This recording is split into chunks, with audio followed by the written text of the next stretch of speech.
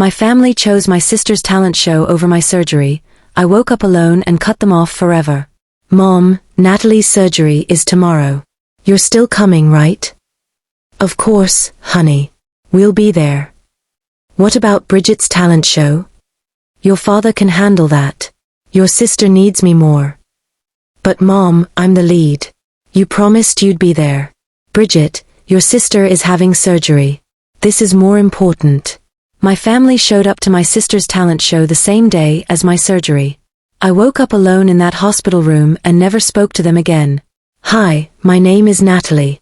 Today, I'm going to tell you a story about the day everything changed. But before I continue, please like, share, and subscribe to hear more stories like this. I was the oldest of 3 kids in what everyone thought was the perfect suburban family. My parents, Carol and Kenneth, were pillars of our Phoenix, Arizona community. Dad was the superintendent at Desert Ridge Academy. Mom ran a nonprofit that organized charity events, fundraisers, and food drives for families in need throughout Maricopa County. My younger sister Bridget was 17, the golden child who could sing like Whitney Houston, dance like she'd trained at Juilliard, and charm absolutely anyone within 30 seconds of meeting them. My brother Austin was 14, completely obsessed with soccer and mostly invisible unless he was scoring winning goals at his tournaments. Then there was me, 25 years old, working as a graphic designer at a boutique creative studio in Scottsdale, living in a modest apartment about 45 minutes from my childhood home in the suburbs. I was independent, responsible, and according to my family, always fine on my own. That phrase haunted me my entire life. When I broke my collarbone in 8th grade and Mom couldn't leave her shift at the community center, I took an Uber to urgent care by myself because I was mature enough to handle it. When I graduated from Arizona State University and nobody showed up because Bridget had a regional vocal competition in Tucson, they said I'd understand because you're not dramatic like your sister. I did understand. I understood that I was the backup plan, the one who'd always forgive them, the one who required the least maintenance, like an old Honda Civic that just kept running no matter how much you neglected the oil changes. But I kept showing up anyway. Sunday barbecues, Thanksgiving, Christmas, Bridget's endless performances, Austin's soccer matches. I was always there in the bleachers or the audience, cheering them on, being the dutiful daughter and supportive sister. My boyfriend Jordan noticed how lopsided everything was. They take you for granted, he said one evening after my parents had canceled our birthday dinner plans to attend Austin's state championship game. When are you going to stand up for yourself? They're my family, I replied, stabbing at my Thai takeout. Family shows up for each other. Do they though? He asked quietly, setting down his fork. When's the last time they actually showed up for you? I couldn't answer that question. The silence stretched between us like a chasm. In late September, I started experiencing severe abdominal pain that wouldn't go away. At first, I thought it was just stress from a demanding client project or maybe something I ate. But after 2 weeks of pain that had me doubled over at my desk, I finally scheduled an appointment with my doctor. After what felt like an endless series of tests, blood work, ultrasounds, more ultrasounds, my gynecologist, Dr. Angela Martinez, called me into her office with results that made my stomach drop. Natalie, we found a large ovarian cyst that needs to be removed surgically as soon as possible, she said, her expression serious. It's about 9 centimeters, which is quite substantial. We won't know if it's benign or malignant until we remove it and run a biopsy. The word malignant echoed in my head like a death sentence. Cancer, I whispered. We don't know yet, Dr. Martinez said gently. But given the size and some characteristics we're seeing on the imaging, we need to treat this urgently. I'd like to schedule the surgery for November 16th. That's about 3 weeks away, which gives us time to do pre-op work but doesn't delay treatment. I sat there numbly as she explained the procedure. General anesthesia, 2 to 3 hours in the operating room, several more hours in recovery. I'd need someone to drive me home afterward and stay with me for at least 24 hours because of the anesthesia. Do you have someone who can be there with you? Dr. Martinez asked. Yes, I said automatically. My mom will be there. I believed that when I said it. The surgery was scheduled for Tuesday, November 16th. I'd need to arrive at Banner Desert Medical Center at 6 in the morning. Surgery would begin at 7:30. I called my mom that same evening, my hand shaking as I held the phone. Mom, I need to tell you something important. What's wrong, sweetheart? You sound upset. I'm having surgery on November 16th. Can you be there? There was a pause. Surgery? What kind of surgery? What's wrong? I explained everything. The cyst, the cancer scare, Dr. Martinez's concerns, all of it. My voice cracked when I got to the part about not knowing if it was malignant. Mom was quiet for a long moment that felt like an eternity. Of course I'll be there, honey, she finally said. What time do you need me? I have to be at the hospital by 6 in the morning. Okay, let me talk to your father. We'll figure out the details, but yes, I'll be there. I promise. Thanks, Mom. My voice was barely a whisper. I'm really scared. Don't be. You're strong, Natalie. You've always been so strong. There it was again. That assumption that I didn't need the same comfort and reassurance everyone else got because I was strong. As if being strong meant I didn't feel fear or need my mother. 2 weeks before the surgery, I sent Mom a text reminder, just confirming you're still good for November 16th, right? My surgery. She responded within minutes, yes, honey. I have it marked on my calendar. Stop worrying. 1 week before surgery, I called her during my lunch break. Hey, Mom. Just double-checking about next Tuesday. You'll meet me at Banner Desert at 6. Natalie, yes. I already told you I'd be there. You need to relax, sweetheart. I know. Just I'm nervös. I understand, but everything will be fine. You're in good hands with Dr. Martinez. The night before surgery, I couldn't sleep. I lay in bed, staring at the ceiling of my bedroom while Jordan sat beside me, scrolling through his phone with one hand and holding mine with the other. Your mom confirmed she's coming tomorrow, right? He asked, glancing over at me. Yeah, she said she'd meet me at the hospital at 6. What about your dad? He's coming too. Mom said they'd both be there. Jordan's expression flickered with something I couldn't quite read, doubt maybe, or concern, but he didn't say anything. He just squeezed my hand. I wish I didn't have this conference in Seattle, he said, frustration evident in his voice. The timing couldn't be worse. It's okay. Mom and Dad will take care of me. It's just bad luck that your company scheduled this for the same week. He leaned over and kissed my forehead. Call me the second you're out of surgery, okay? I don't care if I'm in the middle of a presentation. I want to hear your voice. I will. I promise. I barely slept that night. Every time I closed my eyes, my mind conjured worst-case scenarios, the doctor telling me it was cancer, chemotherapy, losing my hair, my entire life changing in ways I couldn't control. I needed my family. For once in my life, I desperately needed them to show up just for me, to put me first. My alarm went off at 4:30 in the morning. I got dressed in comfortable clothes, grabbed the overnight bag I'd packed the night before, and drove myself to Banner Desert Medical Center through the dark, empty streets of Phoenix. Mom and Dad were supposed to meet me there by 6, so I figured I'd check in first and they'd arrive shortly after. I walked into the surgical center at 5:45. The pre-op nurse, a kind woman named Gloria with salt and pepper hair and warm eyes, took my vitals and had me change into a hospital gown. She started my 4, and I winced at the cold sensation of the needle sliding into my vein.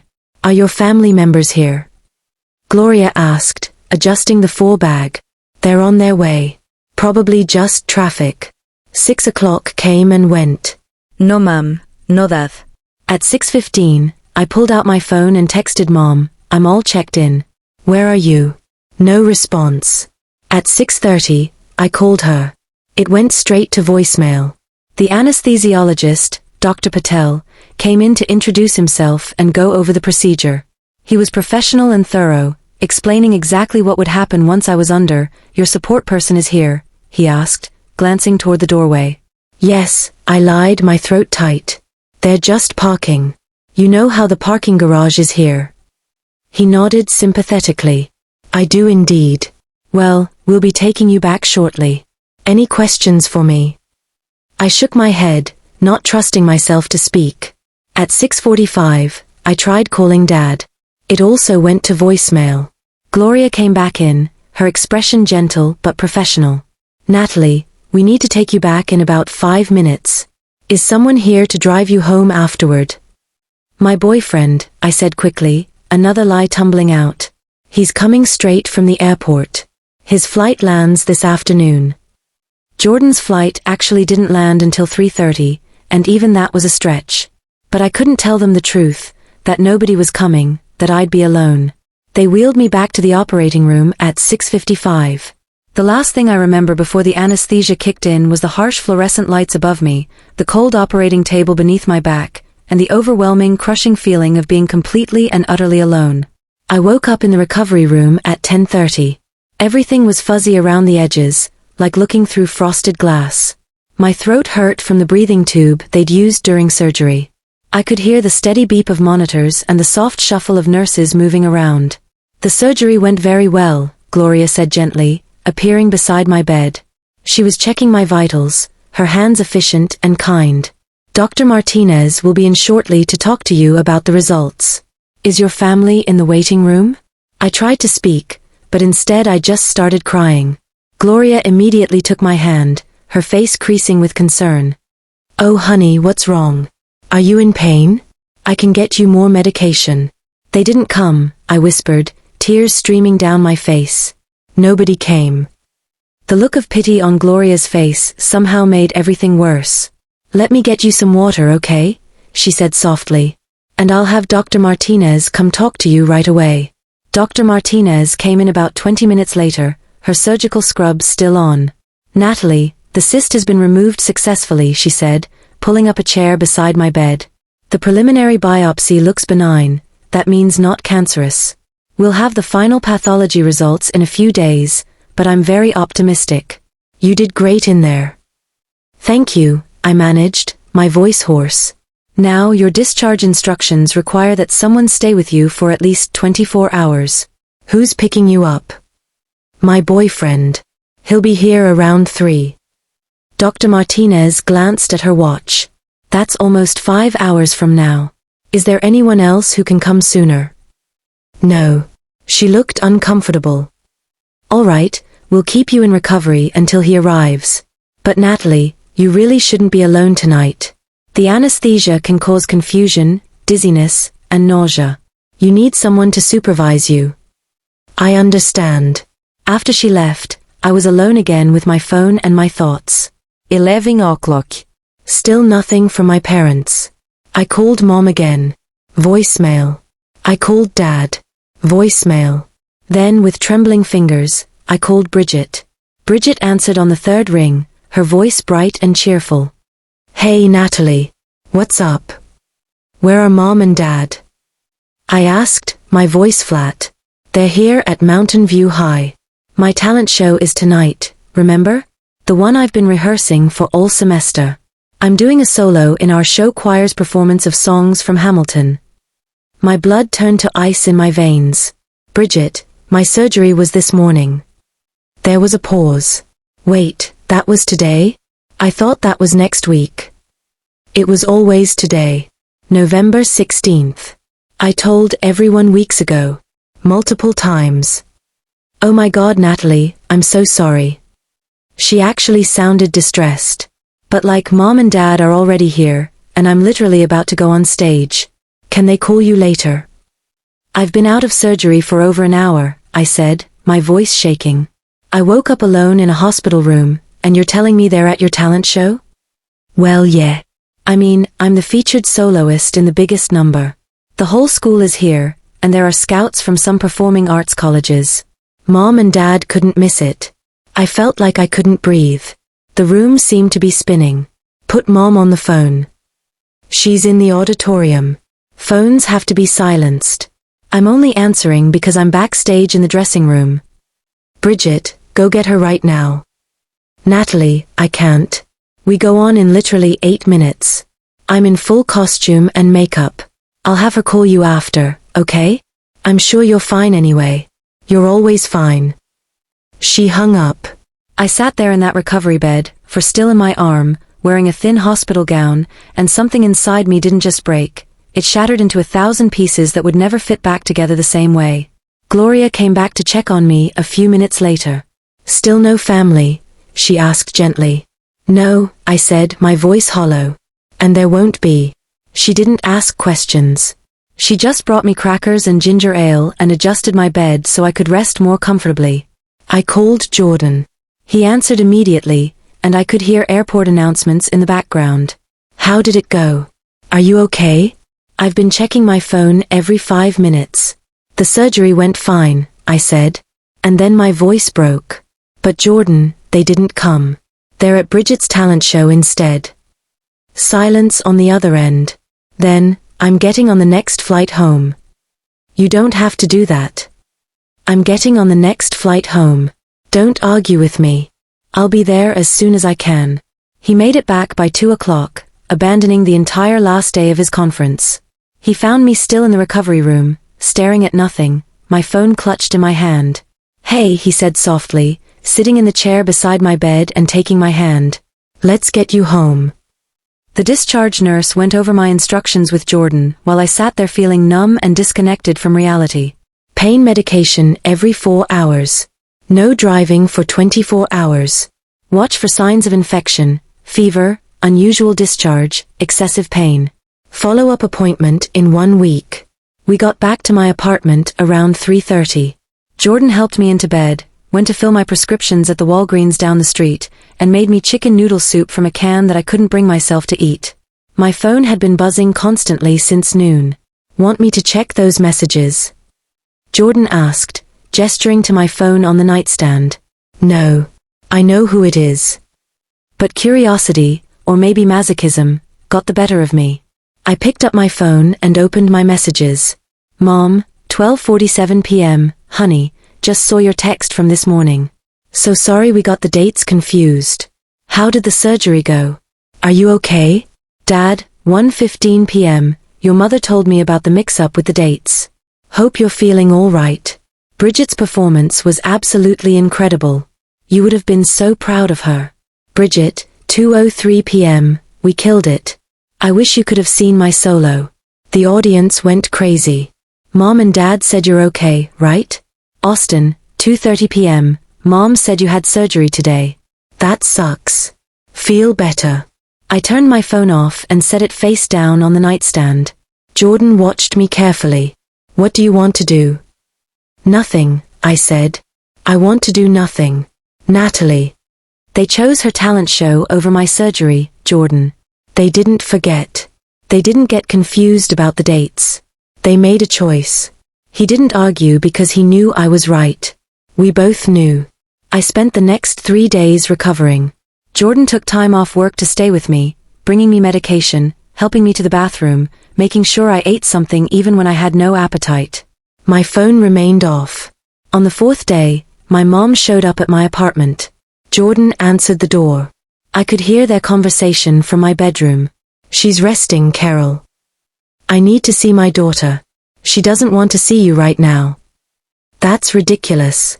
She's being overdramatic. I need to apologize in person. You had your chance to be here in person when it actually mattered, Jordan said, his voice hard. She needed you, and you weren't there. We made a mistake. We got the dates confused. No, you didn't. You chose Bridget's talent show over Natalie's surgery. Be honest about it, at least. I heard my mom's voice crack. It wasn't like that. Bridget was counting on us. She would have been devastated if we weren't there. And Natalie wasn't devastated waking up alone after surgery?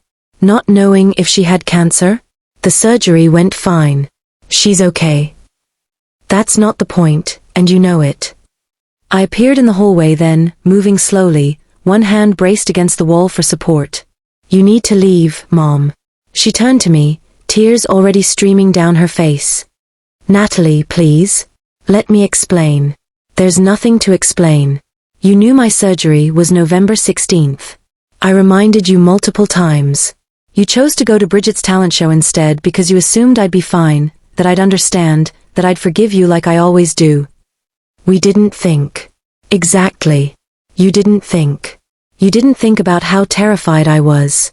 You didn't think about how I might need my mother for once in my life. You didn't think about how maybe, just maybe, I should come first.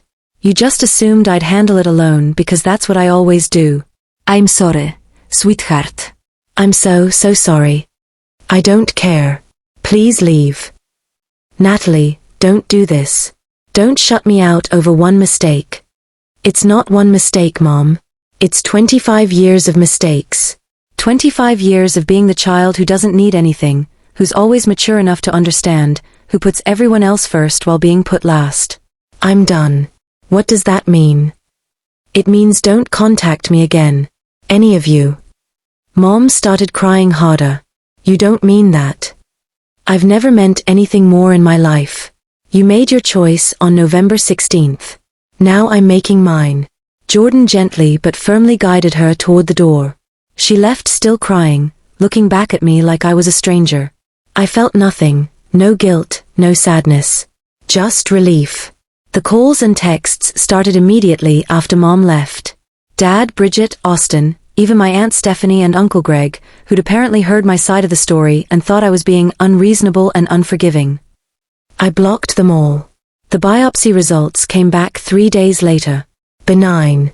I got the news alone at my follow-up appointment with Dr. Martinez, cried tears of relief alone in my car in the hospital parking lot, and celebrated with Jordan over Chipotle that night. My family didn't know the results because they had no way to ask. 2 months passed. Christmas came and went without me. Mom sent a card to my apartment with a long letter about family, forgiveness, and how I was breaking your father's heart. I threw it away without reading past the first paragraph. Bridget showed up at my office in January. My co-worker Amber came to get me from my desk. Natalie, there's a teenager in the lobby asking for you. I knew immediately who it was. I went down anyway, more curious than anything. Bridget looked different, smaller somehow, less confident. Her usual sparkle dimmed. Natalie, can we talk? No. Please. Just 5 minutes. I don't owe you anything. She took a shaky breath. I'm sorry. For everything. For the talent show, for being a selfish brat, for taking you for granted all these years. Mom and Dad won't admit it, but I know we all messed up really, really badly. Okay. Okay? That's it. What do you want me to say, Bridget? That I forgive you? I don't. You called me from backstage while I was recovering from surgery to tell me Mom and Dad couldn't leave your talent show. You didn't even care enough to ask if I was okay first. I was 16.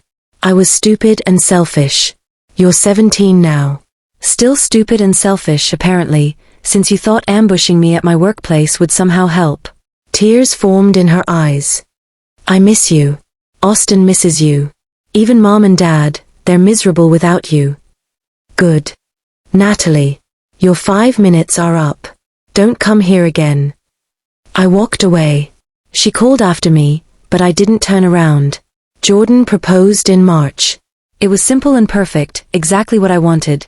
Dinner at our favorite steakhouse in Old Town Scottsdale, followed by a walk along the Arizona Canal, where he got down on one knee under the stars. We got married in May at a small garden venue in Sedona. Just us and our closest friends. No family, no drama, no one who'd ever made me feel like an afterthought. My parents found out through social media. One of my friends had posted pictures from the reception. Mom called from a new number I hadn't blocked yet. You got married without us. Yes. How could you do that to us? We're your parents. You're strangers who happen to share my DNA. That's all you are now. Natalie, this is cruel. We made one mistake. You keep saying one mistake. But it wasn't one mistake. It was a lifetime of mistakes that all culminated in you choosing a high school talent show over your daughter's surgery.